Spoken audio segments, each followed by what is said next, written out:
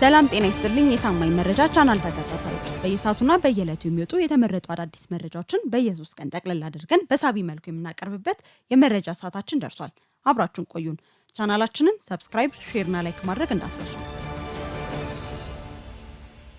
በህወሓት የተቀነባበረው የቦምብ ፍንዳታ ህወሓት ወጣቶችን ህፃናትን ለዓላማው ማስፈጸሚያነት በግዳጅ ወደ እሳት በመማገድ ዘላለም ስልጣን ላይ የመቆየት ፍላጎት ነው ያለው።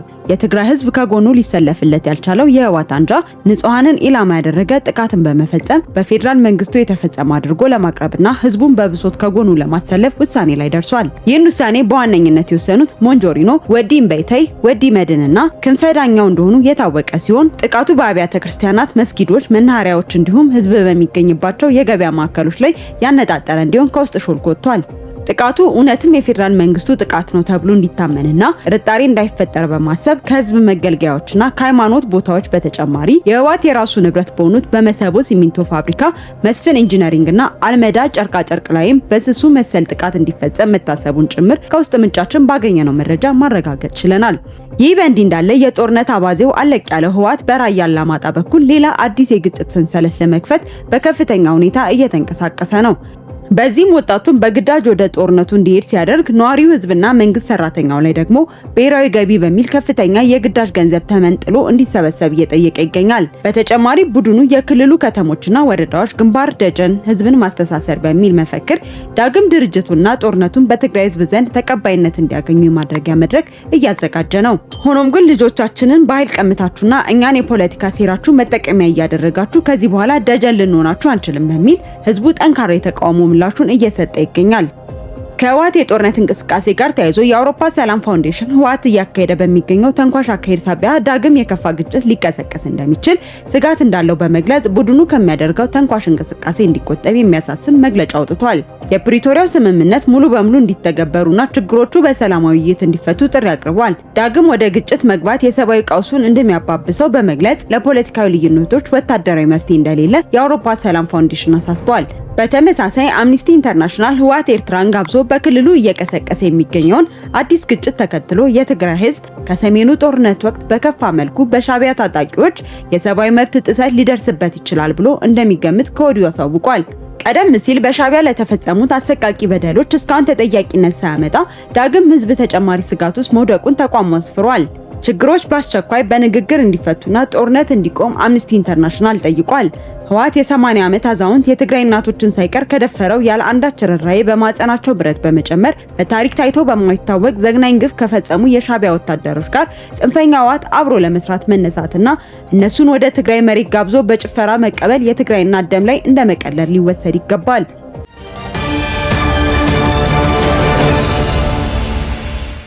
ወደ ቀጣይ ዜና ተሸጋገርን። የወሎ ፋኖ ሰላምን መርጧል። በምሬና በጀነራል ተፈራ የህወሓት አሽከርነት የተመራሩ የወሎ ፋኖዎች ባሳለፍነው ሳምንት እጅ በመስጠት የሰላም መንገድ ተቀላቅለዋል። ሰላምን ከመረጡት ውስጥ በወሎ አባናዳው 71ኛ ክፍለ ጦር ውስጥ መካከለኛ አመራር የነበረው ዳምጠው ተሾመ መንግስቱ ይገኝበታል። ይህ አመራር ከነሙሉ ትጥቁ እጁን ለመከላከያ ሰራዊት በመስጠት ለህዝብ ያለውን ወገንተኝነት አሳይቷል። ሌሎች ታጥቀው በጫካ የሚንቀሳቀሱ ኃይሎችም መንግስት ያቀረበው የሰላም ጥሪ በመቀበል በሰላማዊ መንገድ እጃቸውን ሊሰጡና ለህብረተሰቡ ዘላቂ ሰላም ሊሰሩ እንደሚገባ እጅ የሰጡት የቀድሞ አመራር ጥሪ አቅርበዋል። የሰላም አማራጭ ተጠቅመው ወደ ሰላም ለመምጣት ለሚፈልጉ አሁንም በሩ ክፍት ነው። ከዚህም ጋር ተያይዞ በርካታ አመራሮች የተገደሉበት አስደናቂ ኦፕሬሽን ከቀናቶች በፊት ተካሂዷል። በደቡብ ጎንደር፣ ሰሜን ጎጃም፣ ምዕራብ ጎጃምና አዊ ብሔረሰብ አስተዳደር ከሐምሌ 20 እስከ 26 2018 ዓ.ም ሰራዊቱ ባደረገው የተቀናጀ ስምሪት በርካታ ጽንፈኞች እስከ ወዲያኛው ተሸኝተዋል። በእነሱ አጠራር የተራራው ራስ ጉና ክፍለ ጦር አዛዥ ጌታ አለም ምህረት የተባለ ብርጌድ አዛዥ፣ የሸዋስ ግዛቸው የተባለ ሻለቃ አዛዥ ከበርካታ ታጣቂዎች ጋር ሊደመሰስ ችሏል።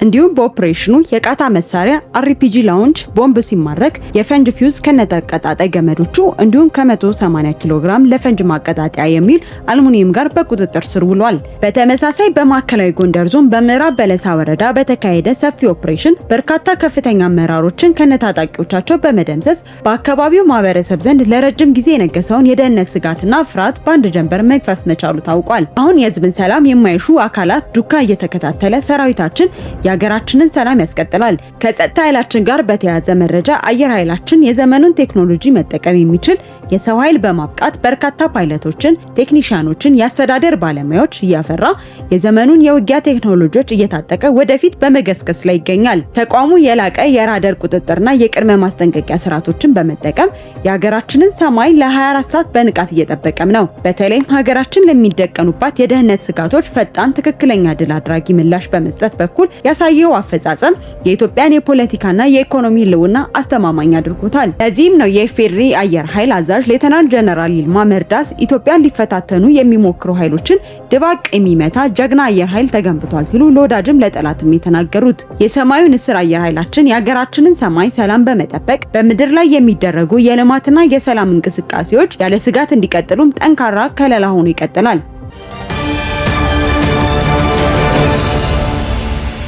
ወደ ቀጣይ ዜና ተሸጋገርን። ምሬ ማስፈጸም የከበደው የህወሓት ትዕዛዝ። ሸረሪና የመቆጣጠር ህልሙ ያልተሳካለት ህወሓት ራያን በቁጥጥሩ ስር ለማድረግ እንቅስቃሴ ጀምሯል። በተደጋጋሚ ጊዜ የፋኖ ኃይል ከራያና ወልቃይት አካባቢ ማስወጣት ትልቁ አጀንዳው አድርጎ ሲንቀሳቀስ የነበረው ይሄ ቡድን ሰሞኑን በይፋ የፋኖ ኃይል ከነዚህ አካባቢዎች ያለምንም ቅድመ ሁኔታ እንዲወጣ ለፋኖ መሪዎች ትዕዛዝ መስጠቱ ታውቋል። በዚህ መሰረት ምሬ ወዳጆን፣ በለጠ ሸጋውንና ወንድሙ ማሩን ወደ መቀሌ በመጥራት ኃይሎቻቸውን ከጥሙጋና ዋጃ እንዲያስወጡ አስጠንቅቋል። አካባቢው በፍጥነት ለቀው ካልወጡ እርምጃ እንዲወሰድ ህወሓት አሳውቋል። ሆኖም ይህን ትዕዛዝ የተቀበሉት የፋኖ አመራሮች ታጣቂዎቻቸውን ከህወሓት አርሚዎች ጋር ቀላቅሎ ማሰለፍ እየከበዳቸው ነው። ከቀናቶች በፊት ምሬ ካለቆቹ ህወሓት አመራሮች በተሰጠው መመሪያ መሰረት ጦሩ ራያን ለቆ እንዲወጣ ትዕዛዝ ቢሰጥም የሚሰማው አላገኘም።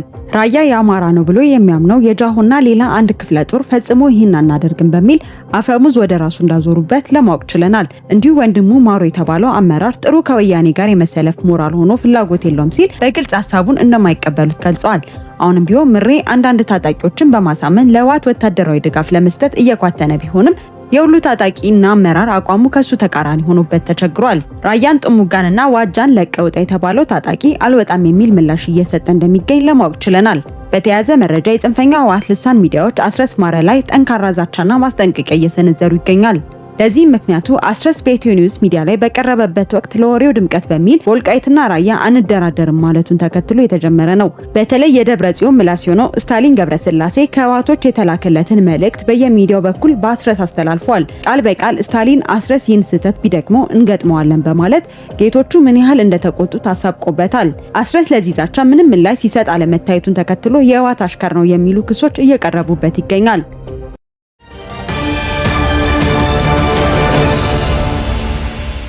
ወደ ቀጣይ ዜና ተሸጋገርን። በደቡብ ትግራይ አቅጣጫ የታሰበው ጦርነት ህወሓት የትግራይን ህዝብ በጦርነት ለመጨረስ ቆርጦ መነሳቱ በግልጽ እየታየ ነው። አሁን ላይ ዓለም አቀፍ ሚዲያዎች ሳይቀር የህወሓትን አጥፊነት በተከታታይ እያጋለጡ ነው። በተለይ በትግራይ ወጣቶች ላይ የሚደርሰውን ግፍ መሸሸግ በማይችልበት ደረጃ ፊት ለፊት እየወጣ ነው። ለአብነትም ዓለም አቀፍ የዜና አውታር የሆነው አልጀዚራ አረቢያ በግድ ታፍሰው በሸሪና ጦርነት ውስጥ የገቡ 15 የህወሓት ታጣቂዎችን በሱዳን ሴቲት ወንዝ አስክሬናቸው ተወስዶ መገኘቱን ይፋ አድርጓል። በተመሳሳይ ከሱዳን ታጣቂ ተጠግተው በሁመራ አቅጣጫ ሸረሪና በኩል ትንኮሳ የከፈቱ በርካታ የህወሓት ታጣቂዎች ቆስለው የሱዳን ሆስፒታል መግባታቸው ታውቋል። በሱዳን የሚገኙ ሆስፒታሎች በእነዚህ ታጣቂዎች እየተጨናነቁ ጭምር እንደሚገኙ ዓለም አቀፍ የዜና አውታሮች በስፋት እየዘገቡም ይገኛል። ጥቂቶችም ከግጭቱ እየሸሹ ከነበሩ ሲቪሎች ጋር ተመሳስለው ወደ ሱዳን መሻገራቸው ተገልጿል። ሽንፈቱን መቀበል የከበደው ህወሓት የሸረሪና ውጊያ እንዳሰብኩት ያልሆነልኝ በኢትዮጵያ ሰራዊት በኩል የነበሩ ጦር መሪዎች ተጋሮች ስለነበሩ ነው ማለት መጀመሩ ተሰምቷል። በአንድ ራስ ሁለት ምላስ መሆን ልምዱ የሆነው ህወሓት የሱዳን ፈጥኖ ደራሽ ኃይል ከሰራዊቱ ጋር ተሰልፎ አብሮ ወቅቶኛል ሲልም ክስ አሰምቶ እውነት እንደሌለው አሳይቷል። በአጠቃላይ በሸረሪና የደረሰበትን ሽንፈት ለመሸፋፈን እየታተረ የሚገኘው ይህ ቡድን በነበረው ጦርነት ወቅት የማረክናቸው የሰራዊት አባላት ናቸው በሚል ሐሰተኛ ዶክመንተሪን ሰርቶ ለማሰራጨት አቅዷል።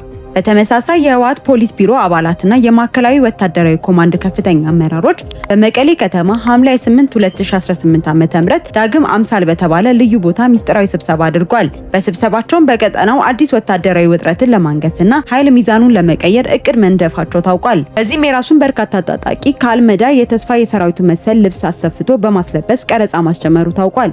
ይህ በእንዲህ እንዳለ ህወሓት በሸረሪና ታጣቂውን እንዳስጨረሰው ሁሉ አሁንም በደቡብ ግንባር ጦሩን በማስጠጋት ሌላ ትንኮሳን ፈጽሞ ወጣቱን ለማስፈጀት ዝግጅት ጨርሷል። በዚህም ግንባር ያሰማራው ታጣቂ ታዲያ ትንኮሳውን ተከትሎ ከሰራዊቱ የሚመጣበትን አጸፋ ሸሽቶ እንዳያመልጥ ከወዲሁ አርሚዎች የሁሉንም ታጣቂ ሞባይል ስልክ ተቀብለው እንደጠለፉ ታውቋል። ስልኩን በሙሉ ከቀማው ታጣቂው ስልክ በድብቅ ይዞ የተገኘ ቢኖር እርምጃ እንደሚወሰድበት እየነገረ እያስፈራራም ይገኛል። ሆኖም ግን ልክ እንደ አርሚ 11 እና 17 የዚህ ግንባር ታጣቂዎች ከቡድኑ ለመውጣት እርስ በርሱ መነጋገር ጀምሯል። ከደቡብ ግንባር ወደ ሐራ መሬት በመግባት ህወሓትን ከትግራይ ህዝብ ጫንቃ ለማውረድ እንዳሰቡም ሰምተናል። አሁንም ህወሓት የተባለ ኃይል ለአንዴና ለመጨረሻ ጊዜ እስካልተወገደ ቀጠናው ሰላም እንደማይሆን እየተገለጸ ይገኛል። ሌተናል ጀነራል ጻድቃን ገብረትንሳኤ የትግራይ ቀውስ መፍትሄ ማግኘት የኢትዮጵያን ብቻ ሳይሆን የመላው የአፍሪካ ቀንድ ቀጠና ዘላቂ ሰላምና መረጋጋት የሚያረጋግጥ ዋና ቁልፍ ነው ሲሉ ተናግረዋል። ሌተናል ጀነራሉ በትግራይ የተከሰተው ቀውስ ዘላቂና አስተማማኝ መፍትሄ ማግኘት የኢትዮጵያን የውስጥ ደህንነት ለመመለስ ብቻ የሚደረግ ጥረት ሳይሆን ይልቁንም የመላው የአፍሪካ ቀንድ ቀጠና የረጅም ጊዜ ሰላም፣ ጸጥታና መረጋጋት የሚያረጋግጥ ዋና ቁልፍ መሆኑን በግልጽ አስታውቀዋል። የችግሩን ስትራቴጂካዊ አህጉራዊ ስፋት በማብራራት የዓለም አቀፍ ማህበረሰቡ አይኑን ወደ ህወሓት ሊጥል እንደሚገባ አሳስበዋል።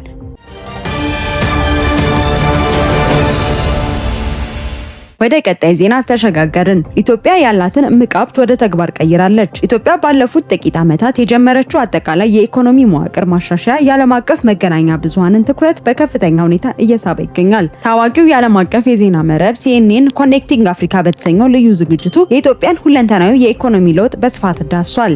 በዘገባውም ሀገራችን በዓለም ዙሪያ በስፋት ከምትታወቅበት የቡና ምርት ባሻገር በማዕድን፣ በታዳሽ ኃይል፣ በቱሪዝምና በግዙፍ የመሰረት ልማት ፕሮጀክቶች ላይ ኢንቨስት በማድረግ አዲስ የኢኮኖሚ ምዕራፍ ውስጥ መግባቷን አስገንዝበዋል።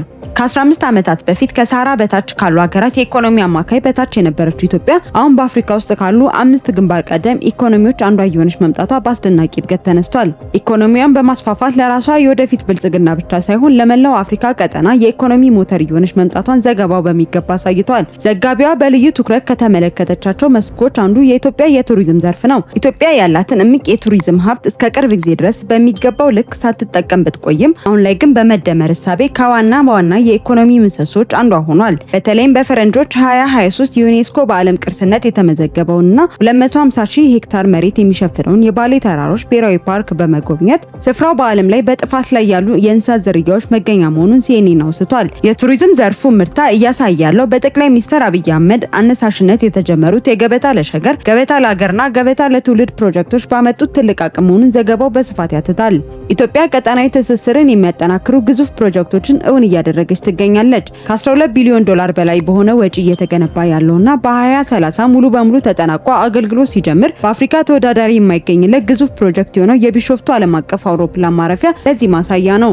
በተጨማሪ በአፍሪካ ቀዳሚው የውሃ ኃይል ማመንጫ የሆነው ታላቁ የኢትዮጵያ ህዳሴ ግድብ የሚሊዮኖችን ቤት ወደ ብርሃን ከመቀየሩን ባሻገር ከራስ ፍጆታ እስከ ቀጠናዊ የኃይል ትስስር ትልቅ ሚና እየተጫወተ ይገኛል። ይህ ግዙፍ ፕሮጀክት ለበርካታ ቤቶች ኃይል ከማቅረብ ባለፈ እንደ ኬንያ፣ ጅቡቲና ሱዳን ላሉ ለጎረቤት ሀገራት ኤሌክትሪክ በመሸጥ ኢትዮጵያን የውጭ ምንዛሪ እንድታገኝ እያስቻላት ይገኛል። በተጨማሪም በግድቡ ዙሪያ የተፈጠሩት 72 ደሴቶች በቀጣይ ትልቅ የቱሪስት መስህብ እንደሚሆን ዘገባው አብራርቷል። ኢትዮጵያ ኢኮኖሚዋን በብዝሃ ዘርፍ ለማሳደግ የጀመረችው ጥረት በማዕድን ዘርፉም ደማቅ አሻራ አሳርፏል። በቤንሻንጉል ጉሙዝ ክልል የሚገኘው የኩሩሙክ የወርቅ ፋብሪካ በሺዎች የሚቆጠሩ ሰራተኞች አቅፎ እየተገነባ የሚገኝ ትልቅ የማዕድን ሀብት ማውጫ ነው። በሌላ በኩል 140 ዓመታት ያስቆጠረችው መዲናችን አዲስ አበባ ታሪኳን በሚመጥን መልኩ በሚያስደንቅ የልማትና የለውጥ ጉዞ ላይ እንደምትገኝና ለሀገሪቱ ሰፊ የኢኮኖሚ ራዕይ አይነተኛ ማሳያ መሆኗ በዘገባው ተጠቁሟል። በአጠቃላይ የሲኤንኤን ጥልቅ ዘገባ ኢትዮጵያ ኢኮኖሚያን በብዝሃ ዘርፍ ላይ እንዲመሰረት በማድረግ የሀገሪቱን ብሎም የቀጠናው የኢኮኖሚ ምህዳር ለመቀየር የጀመረችው ጉዞ ስኬታማ መሆኑን የሚያሳይ ነው። ፖሊሲ ከማውጣት ጀምሮ ቅርሶቿን እስከ መጠገንና ተቋማትን ከማዋቀር የተሰሩት ስራዎች የኢትዮጵያን ተመራጭ ኢንቨስትመንት የቱሪዝም መዳረሻ እያደረጓት ይገኛል። የዛሬው የ3 ቀን መረጃዎቻችን እነዚህን ይመስላሉ። በቀጣይ ወቅታዊ ታማኝ መረጃዎች እንዲደርሷችሁ ቻናላችንን ሰብስክራይብ ማድረግ እንዳትረሱ።